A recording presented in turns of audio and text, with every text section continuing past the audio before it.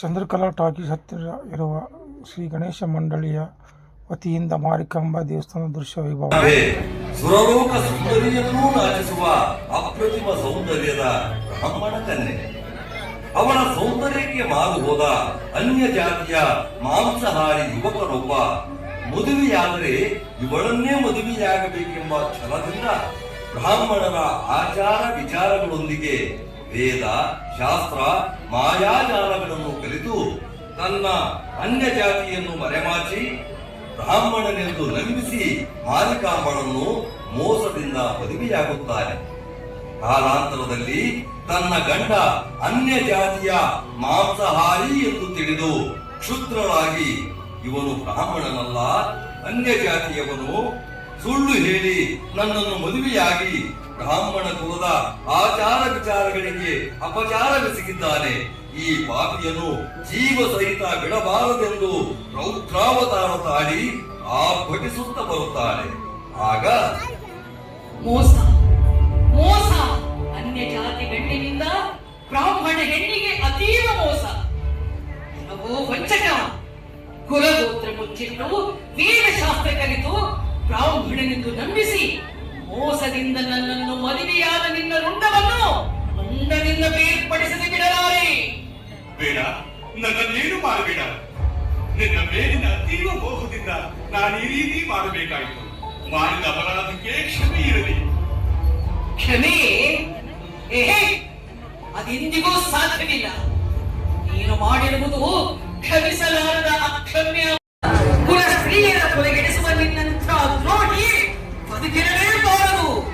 ದುಡುಕಬೇಡ, ವಿಚಾರಿಸು. ಎಷ್ಟಾದರೂ ನಾನು ನಿನ್ನ ಗಂಡ. ಅಲ್ಲ ಅಲ್ಲ ಅಲ್ಲ, ಮನುಕುಲಕ್ಕೆ ದಂಡವಾಗಿ ಖಂಡ ದೇಹ ಹೊತ್ತು ಬಂದಿರುವ ಕೆಟ್ಟ ಪಿಂಡನಿ ಇಂದು ನಿನ್ನ ರುಂಡ ಚೆಂಡಾಡದೆ ಬಿಡಲಾರೆ. ಸಿದ್ಧನಾಗು ಸಾವಿಗೆ ಶರಣಾಗಲು. ನನ್ನ ಸಾವು ಅದು ನಿನ್ನ ಕೈಯಿಂದ. ಅಯ್ಯೋ ಹುಚ್ಚಿ, ಅಸಾಧ್ಯದ ಕನಸು ಕಾಣುತ್ತಿರುವೆ ನೀನು. ಸಕಲ ವಿದ್ಯಾ ಪಾರಂಗತರಾದ ನನ್ನನ್ನು ನೀನೇನು ಮಾಡಲು ಸಾಧ್ಯವಿಲ್ಲ. ಈಗ ನೋಡು ನನ್ನ ಮಾಯಾ ವಿದ್ಯೆಯನ್ನು.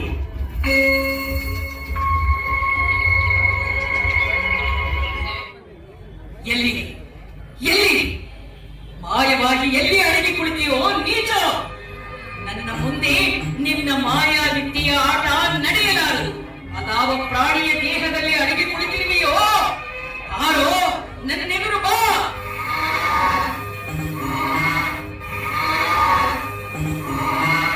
ಓಡದ ದೇಹದಲ್ಲಿ ಅವಿತು ನನ್ನೆದುರು ಬಂದಿರುವೆಯಾ?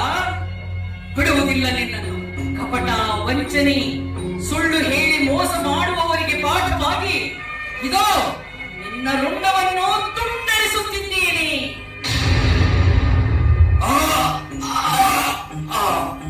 ಈ ರೀತಿ ಕೋಣನ ದೇಹದಲ್ಲಿ ಅಡಗಿ ಕುಳಿತಿದ್ದ ಗಂಡನ ರುಂಡವನ್ನು ಕತ್ತರಿಸಿ ಆವೇಶಗೊಂಡು ಮನೆಗೆ ಬೆಂಕಿ ಹಚ್ಚಿ ತಾನು ಅಗ್ನಿಗೆ ಆಹುತಿಯಾಗುತ್ತಾಳೆ. ಈ ದೃಶ್ಯ ಕಂಡ ಜನಸಮೂಹ ಮಾರಿಕಾಂಬೆ ಸಾಮಾನ್ಯ ಹೆಣ್ಣಲ್ಲ, ದೈವಾಂಶ ಸಂಭೂತೆ, ಆದಿಶಕ್ತಿಯ ಅವತಾರವೆಂದು ಭಾವಿಸಿ ಮಾರಿಕಾಂಬಳನ್ನು ಪೂಜಿಸತೊಡಗುತ್ತಾರೆ. ಶಿರಸಿ ಮಾರಿಕಾಂಬ ಪ್ರತಿಮೆಯು ಹಾನಗಲ್ಲಿನಿಂದ ಬಂದದ್ದು ಎಂಬ ಪ್ರತೀತಿ ಇದೆ. ಹಾನಗಲ್ಲಿನ ದುರ್ಗಾದೇವಿ ಪ್ರತಿಮೆಯನ್ನು ಕಳ್ಳರು ಕದ್ದೊಯ್ದು ಶಿರಸಿಯ ಕೆರೆ ದಂಡೆಯಲ್ಲಿ ವಜ್ರ ವೈಡೂರ್ಯಗಳಿಂದ ಕೂಡಿದ ಬಂಗಾರದ ಆಭರಣಗಳನ್ನು ದೋಚಿ ದೇವಿ ಪ್ರತಿಮೆಯನ್ನು ಕೆರೆಯಲ್ಲಿ ಎಸೆದು ಹೋಗಿರುತ್ತಾರೆ. ಈಗಲೂ ಸಹ ಆ ಕೆರೆಯನ್ನು ದೇವಿ ಕೆರೆ ಎಂದು ಕರೆಯುತ್ತಾರೆ. ಕಾಲಾಂತರದಲ್ಲಿ ಅಸಾದಿ ಕುಟುಂಬದ ಬಸಪ್ಪನ ಕನಸಿನಲ್ಲಿ ದೇವಿ ಬಂದು ನಾನು ಕೆರೆಯಲ್ಲಿದ್ದೇನೆ, ನನಗೊಂದು ಸ್ಥಾನ ಕೊಡು ಎಂದಾಗ ಊರ ಗೌಡನಿಗೆ ತಿಳಿಸಿ ಕೆರೆಯಿಂದ ದೇವಿ ಪ್ರತಿಮೆಯನ್ನು ಹೊರತೆಗೆದು ಆಗ ಶಿರಸಿಯನ್ನು ಆಳುತ್ತಿದ್ದ ಇಮ್ಮಡಿ ಸದಾಶಿವರಾಯರಿಂದ 1689ರಲ್ಲಿ ಶ್ರೀ ಮಾರಿಕಾಂಬೆ ದೇವಸ್ಥಾನವನ್ನು ಕಟ್ಟಿಸಲ್ಪಡುತ್ತದೆ. ಅಂದು ಸ್ಥಾಪಿಸಲ್ಪಟ್ಟ ಶ್ರೀ ಮಾರಿಕಾಂಬ ದೇವಿಯು ಉತ್ತರ ಕನ್ನಡದ ಆರಾಧ್ಯ ದೇವತೆಯಾಗಿ ಜಗತ್ ಪ್ರಸಿದ್ಧಳಾಗಿ ನಂಬಿ ಬಂದ ಭಕ್ತರ ರೋಗ ರುಜಿನಗಳನ್ನು ದೂರ ಮಾಡಿ ಬೇಡಿದ ವರಗಳನ್ನು ಕೊಟ್ಟು ರಕ್ಷಿಸಿ ಆಶೀರ್ವದಿಸುತ್ತಿದ್ದಾಳೆ ಶಿರಸಿಯ ಶ್ರೀ ಮಾರಿಕಾಂಬೆ.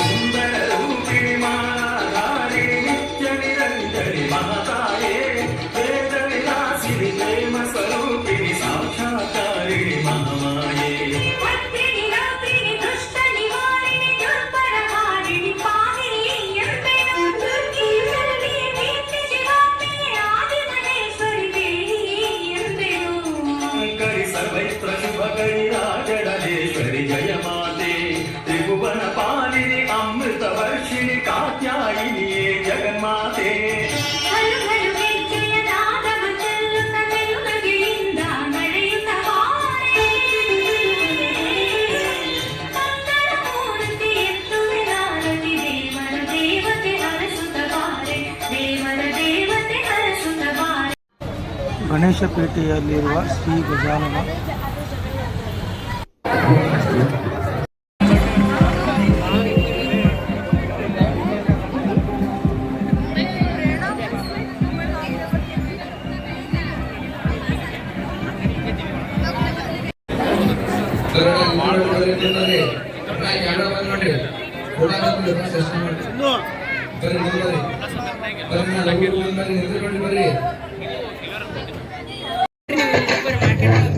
ಚಿಕ್ಕವೆಯಾಗಿಳಿತವನು ದೊಡ್ಡಕೆವೆಯಾಗೆದ್ದು ಬಂದವನೇ ಭಕ್ತರ ಮನೆ ಮನೆಗೆ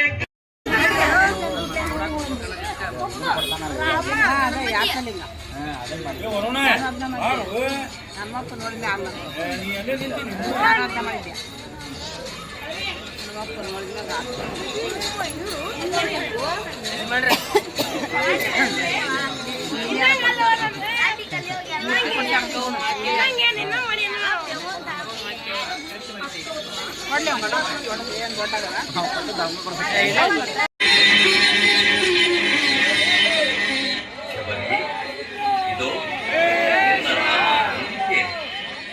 ರಾಮ ರಾಮ ನೀನು ಬಂದು ಬಿಟ್ಟಿಯ? ನನ್ನ ಗುರುಗಳು ಹೇಳಿದ್ದರು ನೀನು ಬಂದೇ ಬರುತ್ತೀ ಎಂದು.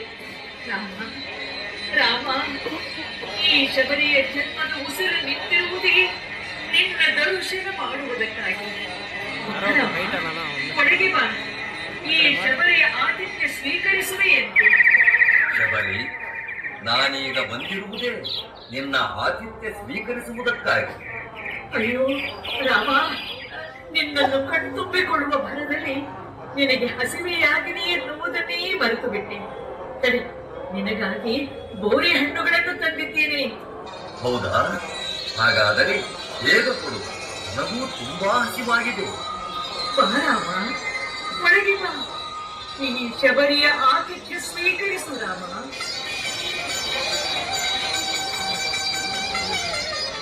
ತೆಗೆದುಕೋ ರಾಮ ಈ ಬೋರೆ ಹಣ್ಣುಗಳನ್ನು. ಇರು ರಾಮ. ಅಯ್ಯೋ, ಇದು ಹುಳಿಯಾಗಿದೆ, ಇದನ್ನು ನೀನು ತಿನ್ನುವುದು ಬೇಡ. ಈ ಸಿಹಿಯಾಗಿರುವ ಹಣ್ಣನ್ನು ನಿನಗೆ ನೀಡುತ್ತಿದ್ದೇನೆ, ತೆಗೆದುಕೋ. ಈ ಹಣ್ಣನ್ನು ತಿನ್ನು.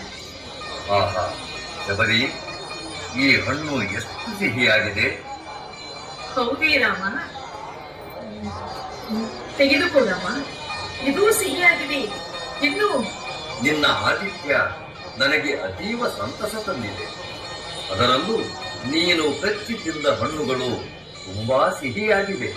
ನಿನ್ನ ಆತಿಥ್ಯದಿಂದ ನಾನು ಪ್ರಸನ್ನನಾದೆ ಶಬರಿ. ರಾಮ, ನಿನ್ನ ದರ್ಶನವಾದ ಮೇಲೆಯೇ ನನಗೆ ಮೋಕ್ಷ ಪ್ರಾಪ್ತಿ ಎಂದು ನನ್ನ ಗುರು ಮಾತನ್ನು ಮುನಿಗಳು ಹೇಳಿರುವರು. ದಯಮಾಡಿ ಈ ಮುದಿ ಜೀವಕ್ಕೆ ಮೋಕ್ಷ ಕರುಣಿಸುತ್ತಂತೆ. ಶಬರಿ, ನಿನ್ನ ನಿಷ್ಕಲ್ಮಶ ಭಕ್ತಿ, ಪ್ರಾಮಾಣಿಕ ಪರಿಶುದ್ಧ ಮನಸ್ಸೇ ನಿನಗೆ ಫಲಪ್ರದವಾಗಿದೆ. ಸದ್ಗುಣ ಸಂಪನ್ನಿಯಾದ ನಿನಗೆ ಮೋಕ್ಷ ಹೊಂದುವ ಕಾಲ ಸನ್ನಿಹಿತವಾಗಿದೆ. ಮಂಗಳವಾಗಲಿ, ಸರ್ವರಿಗೂ ಮಂಗಳವಾಗಲಿ.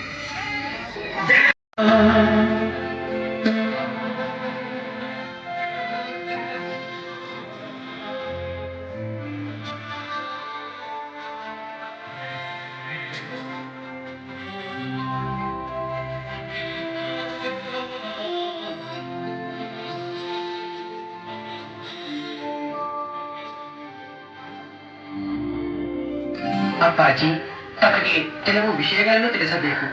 ನನಗೆ ಬನ್ನಿ.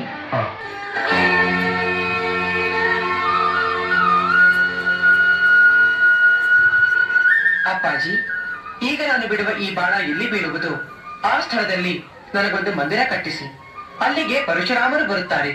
ಅವರಿಂದ ನನ್ನ ಪ್ರತಿಮೆಯನ್ನು ಪ್ರತಿಷ್ಠಾಪನೆ ಮಾಡಿಸಿ ನನ್ನ ಗುಡಿಯ ಮುಂದೆ 18 ಸಿದ್ಧಿಗಳ ಸಂಕೇತವಾದ 18 ಮೆಟ್ಟಿಲುಗಳನ್ನು ಕಟ್ಟಿಸಿ ಪ್ರತಿ ವರ್ಷವೂ ಇರುಮುಡಿಯನ್ನು ಹೊತ್ತು ಬರುವ ಭಕ್ತರು ಅದನ್ನೇರಿ ಸಕಲ ಸಿದ್ಧಿಯನ್ನು ಪಡೆಯುವರು.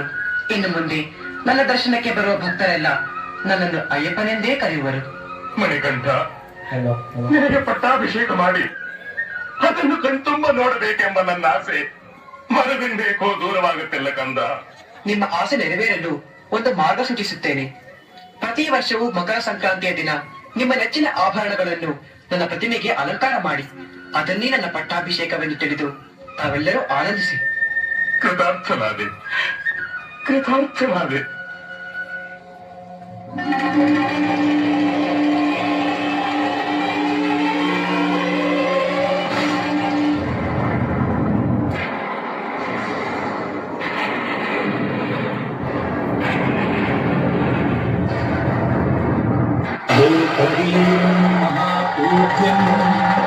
सर्वरक्षाकरं विधिं पार्वती हृदयानन्दं शान्तारं प्रणमाम्यहं स्वामिये शरणमय्यप्पा.